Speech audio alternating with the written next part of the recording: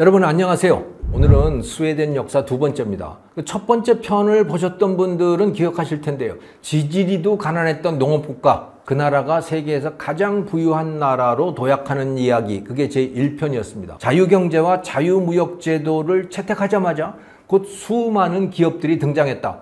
그래서 다이너마이트를 만들어서 팔던 노벨, 또 자동차의 볼보, 에릭슨 이런 기업들이 등장을 하게 되면서 부유한 나라로 탈바꿈을 하게 된 거죠. 그런 세월이 한 100년쯤 계속이 되는데요. 그러다가 완전히 다른 스토리가 전개가 됩니다. 나라가 거꾸로지기 시작하는 거예요. 오늘은 그 이야기로 시작하려고 합니다. 이 나라는 1930년대 이후에 거의 대부분 기간을요, 사회민주당이 통치를 했습니다. 그런데 신기하게도 실질적으로는 사회주의 국가가 아니었어요. 여러분 그거 다 아시죠? 사회민주당, 사회민주주의, 민주사회주의, 이게 다 사회주의라고 하는 거다 여러분 아시죠? 그러니까 말하자면 사회주의의 핵심은 뭡니까? 부자의 것을 뺏어서 우리 다 같이 나눠 가지자.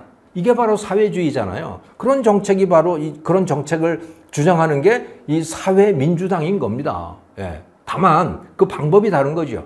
레닌, 스탈린, 마오쩌둥, 김일성 이들이 표방했던 사회주의, 이것은 폭력혁명을 통해서 나라를 뒤집고 강제로 다 뺏어서 나눠 가지자 였잖아요. 사회민주주의라고 하는 건 뭐냐면 민주적인 선거로 집권을 해서 그 힘을 가지고 부자의 것을 뺏어서 나눠 가지자, 이런 거였죠. 스웨덴의 사회민주당, 당연히 그런 노선을 표방을 했던 거예요. 그리고 1930년대부터 국민으로부터 굉장한 지지를 받았죠. 지지율이 그러니까 40% 이상이었어요, 늘. 당연히 정권을 장악을 한 거죠. 그런데 신기하게도 말이죠, 스웨덴의 사회민주당은 그다지 사회주의적인 정책을 펴지를 않은 겁니다. 그게 재정 상황을 보면 알거든요. 이 그래프는 이 스웨덴과 미국, 독일, 영국의 재정 지출 규모를 보여주고 있어요. 그러니까 전체 GDP 중에서 재정 지출 비중이 얼마인가 라고 하는 거예요. 사회주의를 펴려면 당연히 재정 지출 비중이 높아야 되잖아요. 자, 한번 봅시다. 여기서 빨간색은 영국이고요, 연두색은 독일, 점선은 미국, 짙은 파란색이 스웨덴을 나타냅니다. 근데 70년대까지만 하더라도요, 이 짙은 파란색 스웨덴이죠. 스웨덴의 재정 지출 비중이요, 영국이나 독일보다도 훨씬 아래에 있죠. 예, 심지어 자본주의의 본산이라고 하는 이 미국보다도 더 아래에 있어요. 사회주의를 표방하고 있지만요, 실제 정책은 사회주의가 아니었다는 말인 겁니다. 그 스웨덴이 사회주의 국가로 본격적으로 바뀌기 시작하는 게 1970년대 중반부터예요. GDP에 대한 재정 지출 비중이 그때부터 급격히 높아지잖아요. 그러니까 부자로부터 세금 엄청나게 걷어서 그거 나눠 가지자, 이게 70년대 중반부터 시작이 된다는 겁니다. 그리고 1990년대가 되면 GDP의 70%를 넘어가게 되는 것이죠. 그러니까 국민들이 100을 생산하면 그중에 70을 강제로 거둬서 그냥 나누어 갖는 그런 나라로 바뀌게 된 거예요. 세금도 급격하게 늘어나게 되죠. 고소득층의 경우에 이 세금이 말이죠, 벌어들이는 소득의 100%를 넘어서게 된다고 합니다. 그래서 여러분 혹시 말괄량이 삐삐라고 하는 그 만화 영화, 그게 스웨덴에서 만들어진 영화이거든요. 그 말괄량이 삐삐의 작가가 린드그렌이라고 하는 사람인데, 물론 당연히 스웨덴 사람이죠. 이 사람이 원래 사회주의의 아주 적극적인 지지자였거든요. 그런데 이 사람이 말괄량이 삐삐가 장사가 잘 되니까 돈을 많이 벌었지 않겠습니까? 그럼 이 사람은 부자가 됐느냐? 아니에요. 아닙니다. 왜냐? 이 사람이 나중에 이제 공개적으로 푸념을 하고 막 불만을 하고 비판을 하고 그렇게 하거든요. 100원을 벌면 102원을 세금으로 내고 있다. 이런 이야기를 이 사람이 했어요. 이건 정말 잘못되지 않았느냐. 사회주의라고 하더라도 이 정도까지는 돼서는 곤란한 거 아니냐라고 하는 그런 비판을 공개적으로 했던 거죠. 그러다가 보니까 이제 사람들이 떠나는 거죠. 특히 기업가들이 많이 떠나게 되는 겁니다. 여러분 이케아 아시죠? 우리나라에도 이케아가 들어와 있잖아요. 그 이케아가 스웨덴에서 시작된 기업입니다. 그것을 세운 사람이 캄프라드라고 하는 사람인데, 이 사람이 야, 나 도저히 이 세금과 특히 이 상속세 이거 가지고는 내 기업을 유지할 수 없어. 그래서 이 사람이 기업의 본사를 옮겨버립니다. 자기도 국적을 스위스로 바꿔버리는 거예요. 또 이 우유 포장 용기 있잖아요. 우유를 이 종이팩에다가 다 넣어서 먹지 않습니까? 대부분의. 네. 그 이전까지는 우유의 포장 용기는 다 병이었어요. 그런데 이 스웨덴 기업인 이 테트라팩이라고 하는 이 회사가 이걸 종이로 바꿔버린 겁니다. 이 테트라팩을 설립한 사람이 루벤 하우싱이라고 하는 사람인데 이 사람도 스웨덴을 떠나버리는 거예요. 이 스웨덴의 백만장자들, 기업가들이 자꾸 다른 나라로 가버리는 거예요. 세금 때문에 말이죠. 이러니까 이제 스웨덴 사람들도 고민을 하기 시작하는 거죠. 이거는 아닌데 뭐 사회주의를 하려면 뭐 돈을 나눠 가지려면 돈 버는 사람이 있어야 되는데 그런 사람들이 자꾸 나라를 떠나버리니까 이제 고민이 되기 시작하는 거죠. 근데 이런 재미난 이야기 있더라고요. 여러분 그 아바라고 아시죠? 네, 70년대 아주 유명했던 이 음악 그룹 아닙니까? 요즘은 전 세계적으로 제일 유명한 음악 그룹들이 BTS, 뭐 우리나라 뉴진스 이런 데들이지만 70년대에는 아바가 최고였어요. 그 이전에는 비틀즈가 최고였고요. 아바는 스웨덴 출신이잖아요. 저도 대학 다닐 때 저는 75학번입니다만은 이 아바 노래를 굉장히 좋아했어요. 그런데 이 아바를 보면서 그 사진들을 보면 좀 의상이 좀 이상했어요. 뭐 저런 걸 입지? 그 스웨덴 사람들은 원래 그런가? 그러고 넘어갔죠. 그런데 이 아바가 입고 있던 그 이상한 의상들 말이죠. 거기에도 세금이 작용을 하고 있었다고 합니다. 세금에서 의상비를 공제받을 수가 있었대요. 공제를 받기 위해서는요, 일상적으로는 도저히 입을 수 없는 옷, 무대에서만 입을 수 있는 옷, 그런 것만 의상비를 공제를 해줬답니다. 그러니까 이상한 옷일 수밖에 없는 거예요. 나중에 밝혀진 이야기들입니다만은 아무튼 아무튼 스웨덴이 당시에 뭐 그런 상황이었다고 해요. 그 세금이 그렇게 지독했다고 합니다. 자, 세금만 이렇게 늘어난 것이 아니고요. 국가 부채도 급격하게 늘어났습니다. 이 그래프는 GDP에 대한 국가 부채 비율을 보여주고 있는데요. 회색 선은 G20 국가의 평균인데요. 파란색은 스웨덴을 나타냅니다. 75년 그 무렵부터 이 파란색 선이 급상승하는 것을 확인하실 수 있죠. 그러니까 국가 부채가 급격하게 늘어나는 거예요. 세금도 엄청나게 걷지만 그것보다 더 쓰는 거예요. 일단 나눠주고 보자. 이런 식의 정책이 본격적으로 시작이 된 겁니다. 그 결과 뭐겠어요? 국가 부채 늘어나면 부도가 나게 되잖아요. 그러니까 극심한 인플레이션, 금융위기가 찾아오게 되는 겁니다. 이런 상황은 당연히 소득에도 반영이 되었겠죠. 그래서 이 그래프를 보시면 1970년대부터 다른 나라와 비교한 스웨덴의 상대적 소득이 급격하게 낮아지는 것을 확인하실 수가 있습니다. 그런데 스웨덴은 방향을 바꿨어요. 제가 스웨덴 역사 공부를 하면서 정말 놀랍고 부러운 사건이 있었습니다. 그것은 국민들이 거리로 나서서 이런 상황을 바꿔버린 거예요. 스웨덴은요, 우파 혁명을 했어요. 이게 1983년의 사건이거든요. 당시 인구의 한 10분의 1 정도에 해당하는 사람들이 거리로 나왔다고 하더라고요. 사회주의 정책에 항의를 하기 위해서 나온 시민들인 겁니다. 예. 그리고 이것이 국가가 흘러가는 방향, 이것을 바꿔놓게 되는 것이죠. 이들이 거리로 나온 직접적인 원인은요, 이 노동자 기금이라고 하는 제도 때문이라고 해요. 사업주가 세금을 많이 내잖아요. 근데 그 세금만 내는 게 아니고요, 사업주가 벌어들인 이윤의 일정 비율을 노동자 기금으로 출연을 하도록 제도가 만들어졌다고 합니다. 80년대. 자, 그러면 그 노동자 기금이라고 하는 것은 뭐냐? 그것은 노조가 그 노동자 기금을 가지고 그 해당 기업의 지분을 사들이는 거예요. 쉽게 말해서 사업주의 돈을 거두어서 그 돈으로 그 기업을 사들인다는 거잖아요. 그러니까 말하자면 그 기업을 그냥 탈취를 하는 거예요. 정말 사회주의다운 발상을 한 것이고 그 제도가 본격적으로 시행이 된 거죠.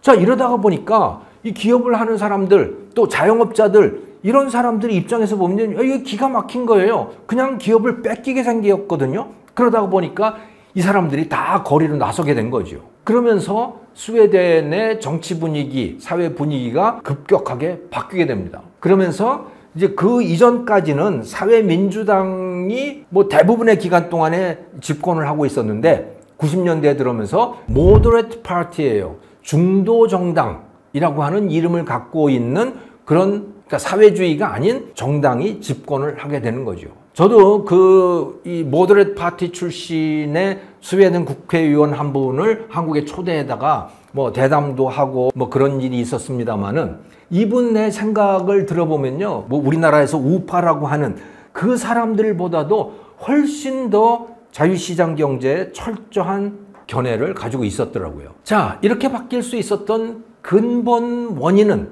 국민들의 경제 철학이 바뀌었기 때문인 거죠. 자, 이렇게 되면서 이 그림에서 보시듯이 소득세율이 급격하게 떨어지게 됩니다. 수많은 기업가들을 다른 나라로 이주하게 만들었던 그 상속 증여세, 이것은 뚝뚝뚝뚝 떨어지더니 2000년대에 들어서는 아예 폐지가 돼버리죠. 그래서 스웨덴에는 상속 증여세가 없어요.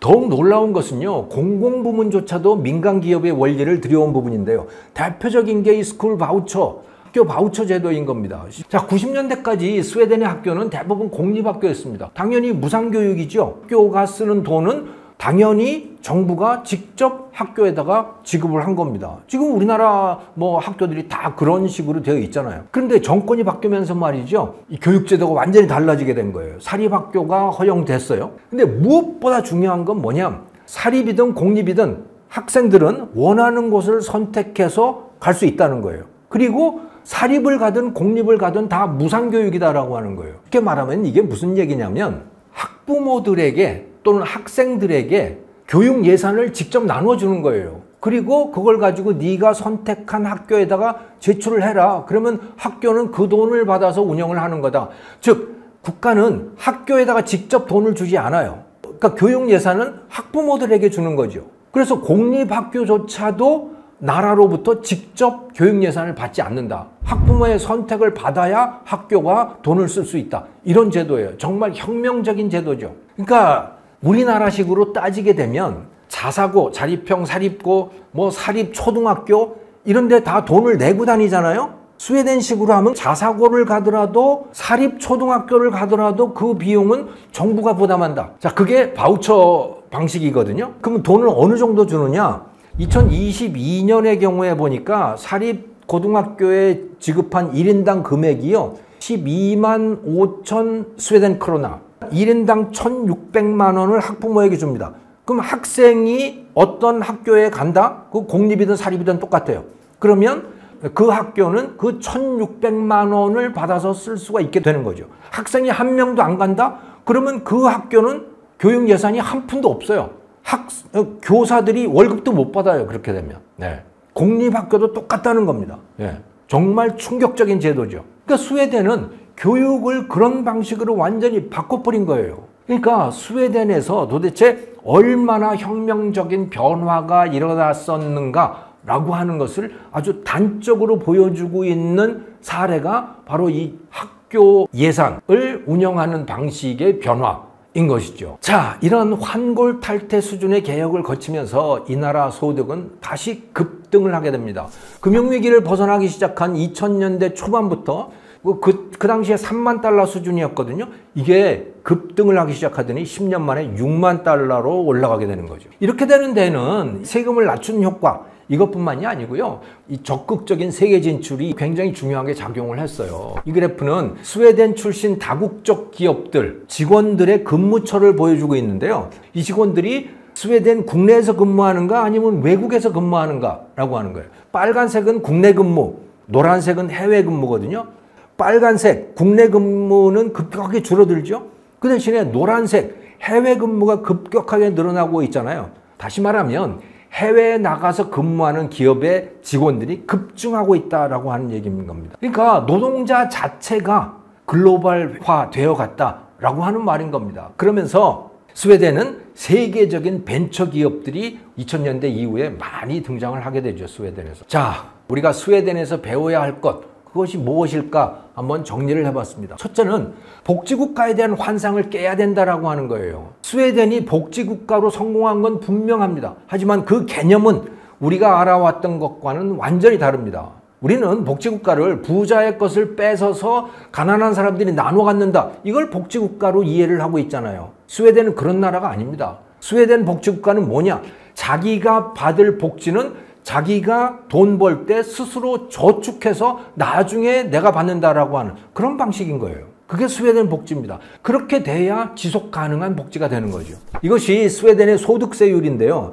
우리 돈으로 하면 한 8천만 원 정도까지 소득이 그렇게 되면요. 스웨덴 사람들은 지방소득세 32%를 냅니다. 이거는 누진세가 아니에요. 그냥 단일세율 32%예요. 네.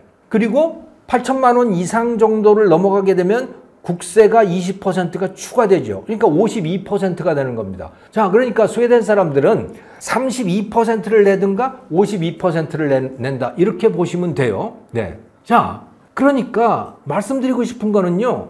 아무리 가난한 사람이라고 하더라도 웬만한 저소득자들도 소득세가 32%예요. 우리나라 근로소득세 어떻습니까? 근로소득자의 40%는 한 푼도 내지 않습니다. 물론 원천징수에서 다 내는 걸로 착각을 하고 있지만 연말에 다 돌려받아요. 그러니까 한 푼도 안 내는 사람이 40%예요. 근데 스웨덴은요 32%는 누구나 다 내야 되는 그런 상황인 거죠. 우리나라하고 상당히 대조적입니다. 그리고 누진도 별로 없어요. 그러니까 많이 내면 52%, 작게 내면 32% 이렇게 되는 거예요. 그러니까 가난한 사람도요 자기가 받는 복지는 결국 자기가 낸다는 얘기인 겁니다. 이것만 있는 게 아니죠. 스웨덴의 부가가치세 얼마입니까? 25%예요.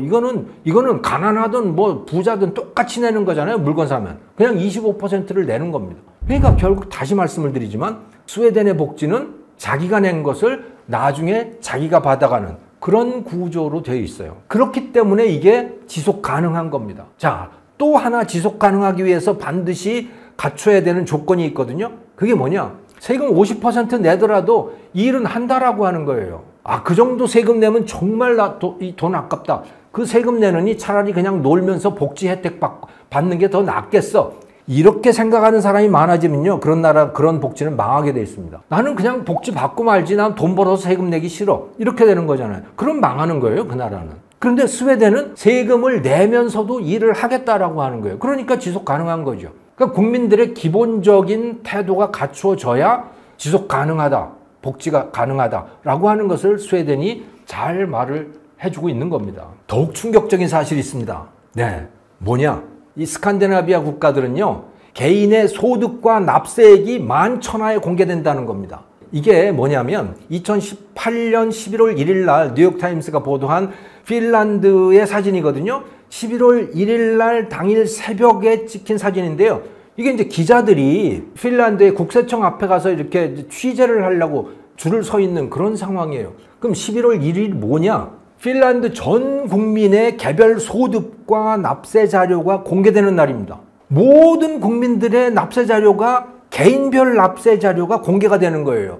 누가 얼마 냈는지, 우리 옆집 사람이 얼마 냈는지, 우리 사장이 얼마 냈는지, 내 옆에 있는 동료가 얼마 냈는지, 얼마 벌어서 그게 다 공개가 되고 있는 거예요. 충격적이지 않습니까? 핀란드는 이걸 그냥 무료로 공개를 하고 있는데 스웨덴은 책자로 만들어서 팔고 있대요. 그 책자 값이 우리나라 돈으로 하면 한 5만 원 정도가 되는데요. 그 5만 원 정도를 내면 스웨덴의 경우에는 소득 자체가 아니고 과세 대상 소득, 그게 공개가 된답니다. 어쨌든 뭐 대충 보면 대개 얼마 번지 알 수가 있는 거죠. 네. 그러니까 세금을 띄어먹을 수도 없는 그런 상황인 거죠. 정말 상상 초월 아닙니까? 이 정도 돼야 지속 가능한 복지 국가가 될 수가 있는 거죠. 네. 그렇다는 사실을 스웨덴, 핀란드, 노르웨이 이런 나라들이 지금 잘 보여주고 있는 겁니다. 자, 오늘은 여기까지입니다. 스웨덴 경제사 두 번째 이야기 시청해 주셔서 감사합니다.